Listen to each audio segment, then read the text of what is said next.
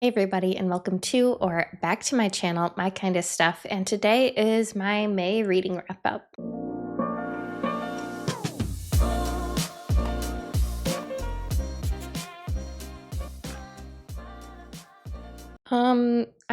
I don't know what happened in May. I read 27 books. Um, I mean, there were some novellas in there. There was a decent amount of like graphic novels and manga. Um, so I mean, take that as you will, but still, I probably read close to 20 full-length books.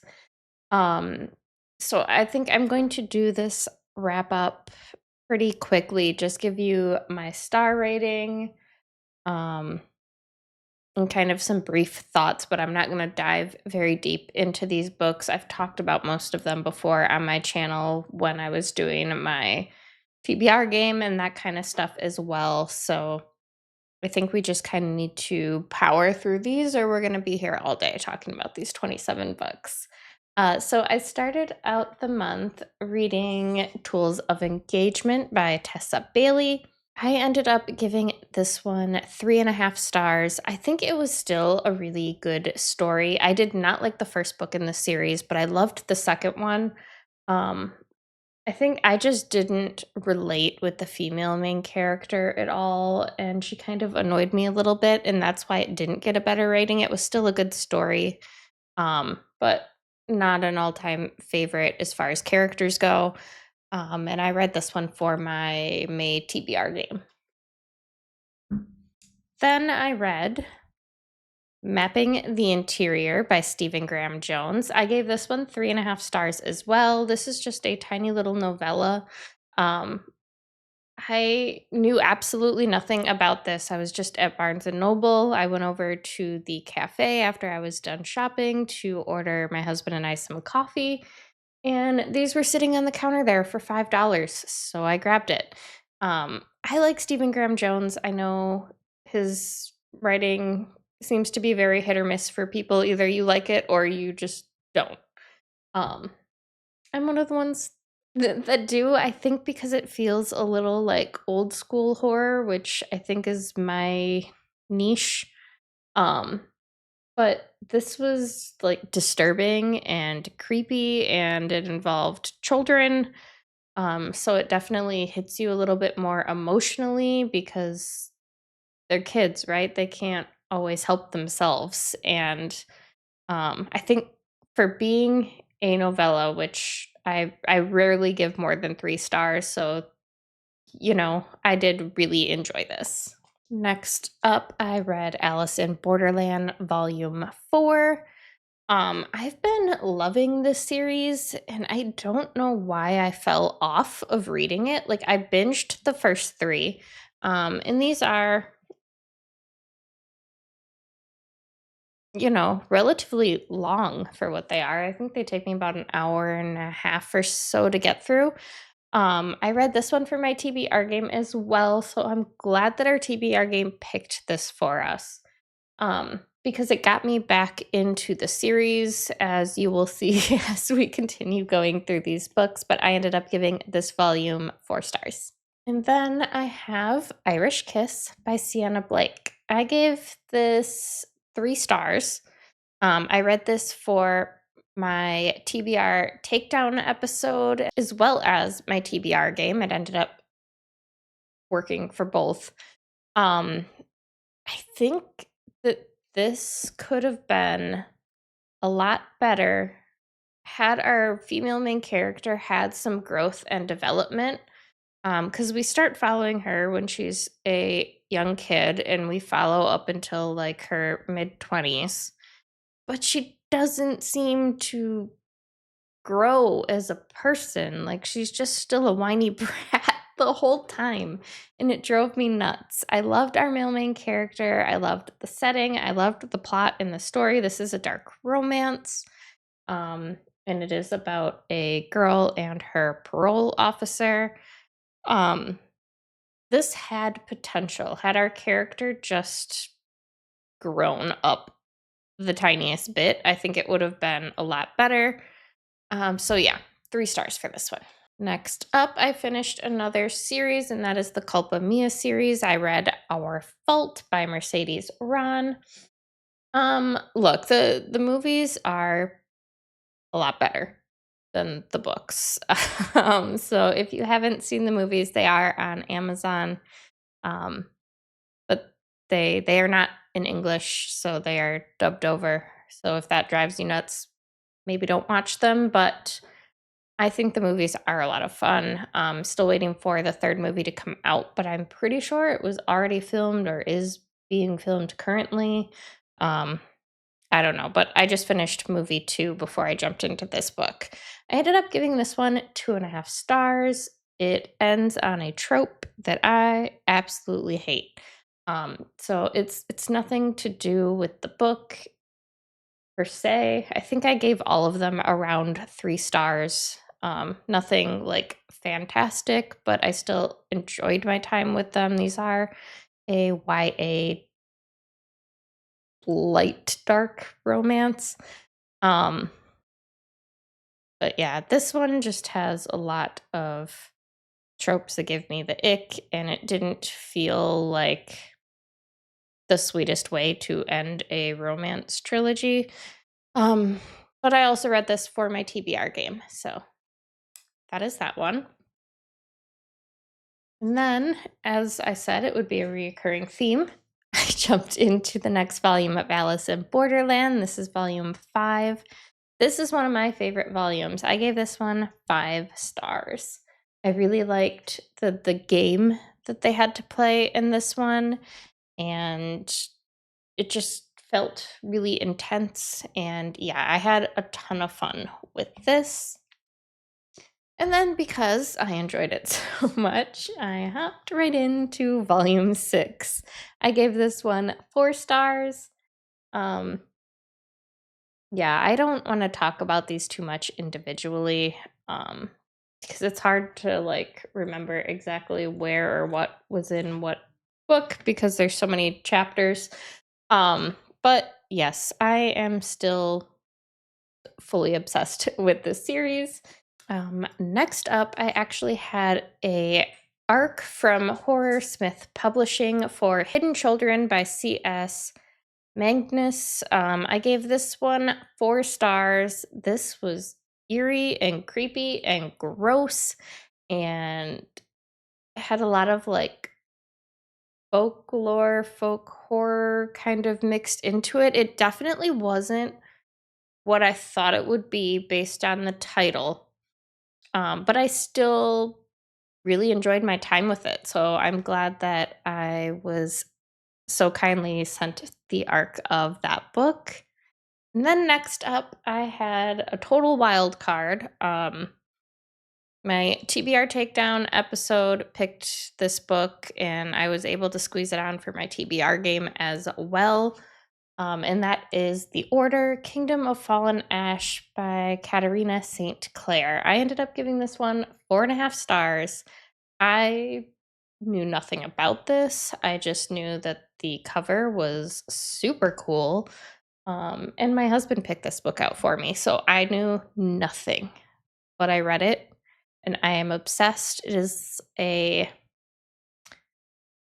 almost like Romeo and Juliet. It's like 2 different classes of family, and the our 2 love interests aren't supposed to be together, but of course they fall in love, and it's fated that they find each other, and kind of help bring about some changes to the order in their world. And oh, I just loved it. I love the dystopian setting. And if you guys saw my reel over on Instagram a couple weeks ago, I was so excited after I read this. I ran to Barnes and Noble to pick up the rest because that's where we got this edition from. They didn't have the rest of the series. So we went up to the counter and asked them to order it. I showed them the edition I wanted. Um, they ordered it for me. The confirmation email showed these editions, and then I ended up receiving something totally different. It was the correct series, but the they didn't pass the vibe check, okay? The covers were awful. I don't understand them. It makes 0 sense to me why they did what they did. They looked like little cutesy, like, historical romance covers and not a dystopian. I don't get it. I don't understand what happened, so I need to take those back to Barnes& and Noble and return them because I don't want them. They're ugly. I think they're ugly. So I need to try to get my hands on these covers for the rest of the series still. And then, of course, continuing on the Alice in Borderland train, I read volume 7. I think this was probably my least favorite of them so far. I gave this one 3 stars. This volume is kind of more like a side story for some other characters that are not our main character, and it was just one that I didn't care about. It didn't make me like that person anymore. Some of the other volumes have done the same thing where it's mostly a side story about side characters, right? But I've enjoyed them. However, this guy, I just don't care. I don't find him interesting. I didn't find his side story interesting.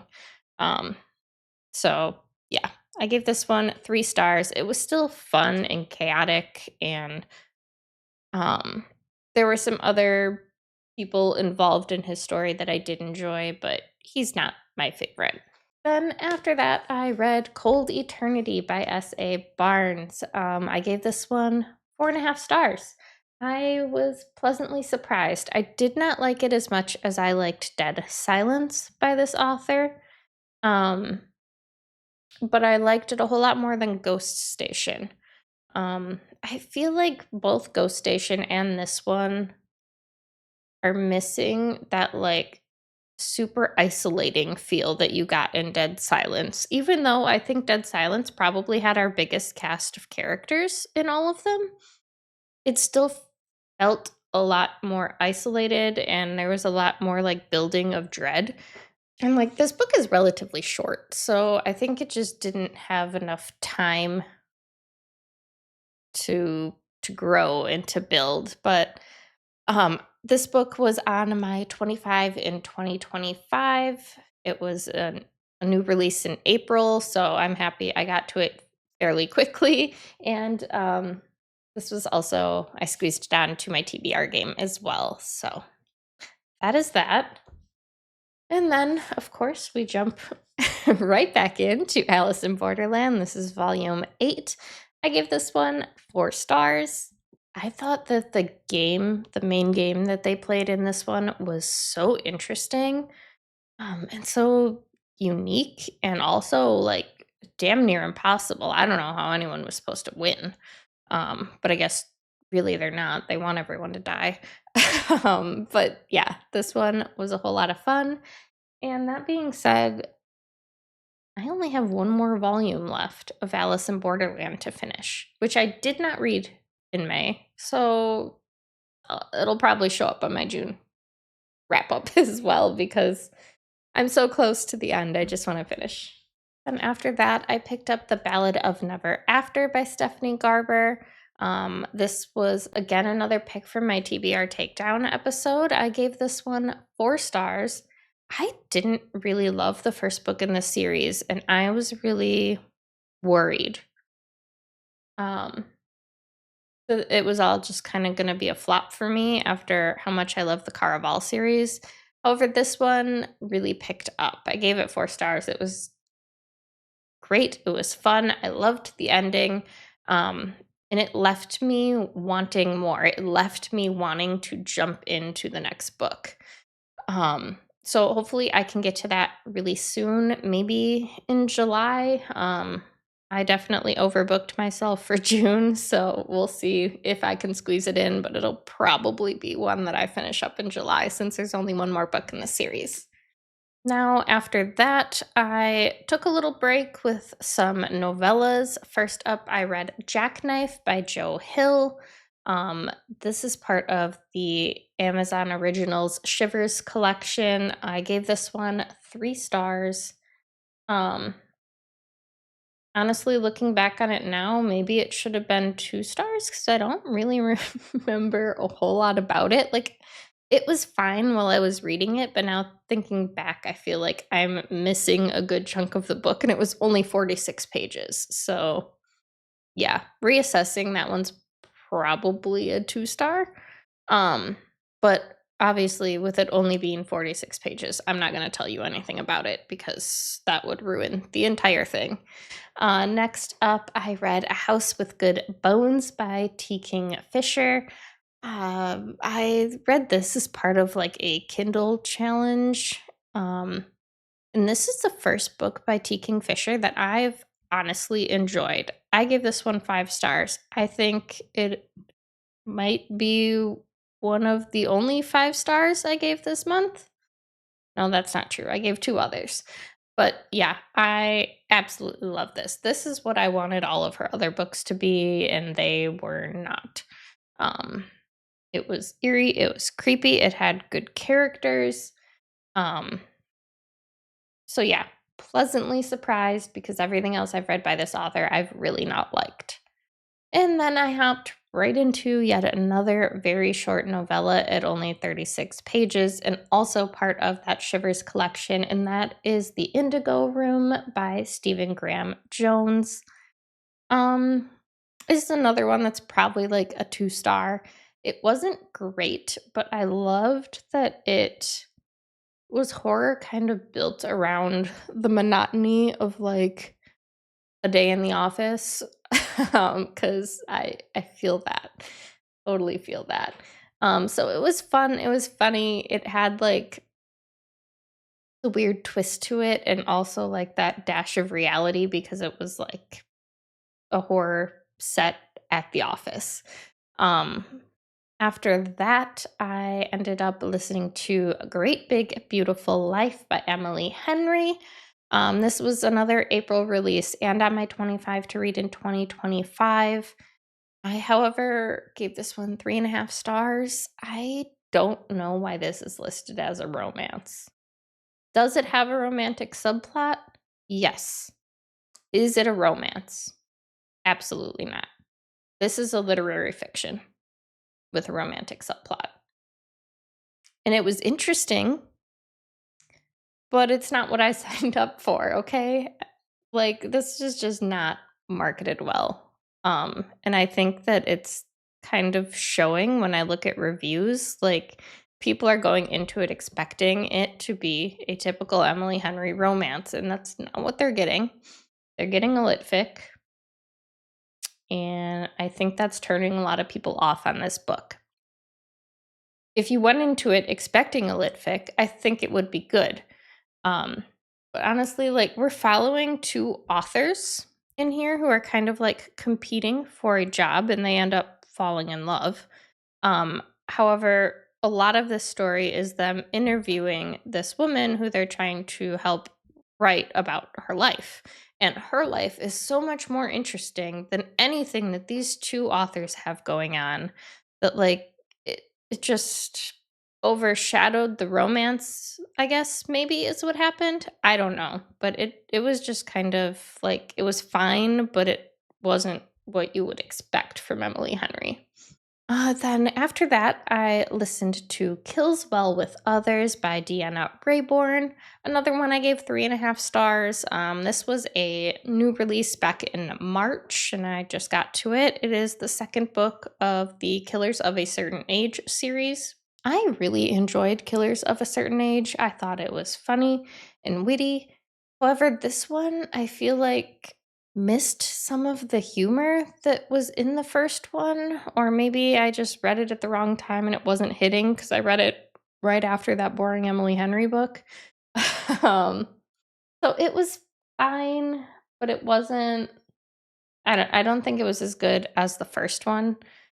And I don't know if there's gonna be any more in this series. I feel like there doesn't need to be. Like, let these poor old ladies rest. You know, they've done a lot. They've been through a lot. Let them retire in peace, okay? Then next up, I read Six Scorched Roses by Carissa Broadbent, which is her novella in the Crowns of Nyaxia series. Um, I read this as part of my series Knockout Challenge. I gave it 4 stars. I was not expecting to like it. I don't like novellas. But honestly, like, this was pretty darn good. I just wish it would have been like a full story because I really liked these characters. Um, so as in typical novella fashion, I am left wanting more. Um, so it what was there was great, but it wasn't enough for me. I don't feel like I got a full grasp of these characters' stories. Then after that, I picked up Say You'll Remember Me by Abby Jimenez. This was a new release back in April and also on my 25 in 2025 list. This is my beautiful addition from probably Smut Book Box. Um, Absolutely nothing going on like under this dust jacket. It's just a plain white cover, which is a little disappointing. Considering all of their other editions are like the book itself is special, right? Where this one is just a special dust jacket. Um, but that has nothing to do with the contents of the book. I gave it 5 stars. Absolutely loved it. Like, give me a sexy vet any day, and I am here for it. And our female main character is so like snarky and hilarious, and I absolutely loved her. She didn't take anyone's shit. She doesn't take no for an answer. Um, and she works for this like mustard company and does all kinds of like weird goofy ads and stuff for them, and she like runs their social media presence, and just some of the things that they come up with in here for that stupid mustard company has me cracking up. Um, so yeah, really enjoyed this one. And then keeping on the Crowns of Nyaxia train and officially getting caught up in the series until book 2 of this duology comes out, I read The Songbird and The Heart of Stone. Um, Gosh, this series is just fantastic. I gave this one 4.5 stars. Again, reading it for my next series knockout challenge. I do wish that, like, I'm happy for her that she got traditionally published, but I hate that I have the first duology in the indie editions, and now this is so tiny, it looks stupid sitting next to it. But overall, another fantastic story. Her writing is great. I've not read a bad book by her yet. Um, I still need to read Daughter of No World. Is that what the series is called? I can't even think of what it's called right now, but whatever. I still need to read that series. Um, so I can't wait to hop into those at some point. Next up, I read Polybius by Colin Armstrong. This is a very reflecty cover. I'll hold it like this and not move. I read this for the Love and Horror Book Club. It was also on my 25 to read in 2025 and a new release back in April. I wish I could say that I loved this one more, but I was quite bored the whole time.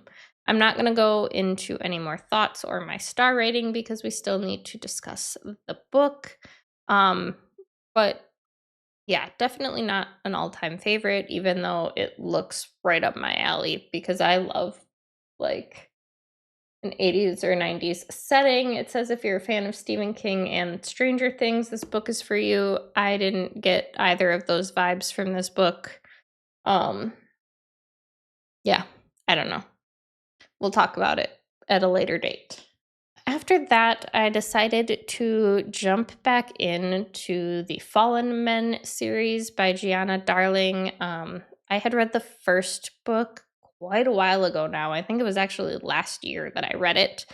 But it's just been one that's like been on my radar for a long time. I've been wanting to continue. These are a series of interconnected standalones. They are dark romances. Um, and they have to do with a motorcycle club. So we follow different people within the club. Book 1, we followed the son of the president of the motorcycle club, and his was an age gap romance. So he fell in love with his teacher. They met before she was his teacher. They met like over summer break, and then surprise, he shows up in her class when school starts back up. She had no idea how young he was when they had met. And yeah, it was just, I liked it a lot more than I thought I was going to. That was the first time I've read an age gap that was like the guy was younger. Normally it's the other way around. So I had a lot of fun with that. I think I only ended up giving it like 3.5 stars at the time. Um, but then, I've heard nothing but fantastic things about the series, so I did want to continue and try some more. So I picked up Welcome to the Dark Side, which is book 2. Here we are following the president of the motorcycle club. So, the characters we met in the first book are obviously still very prevalent in his life because it was his son and now his son's future wife.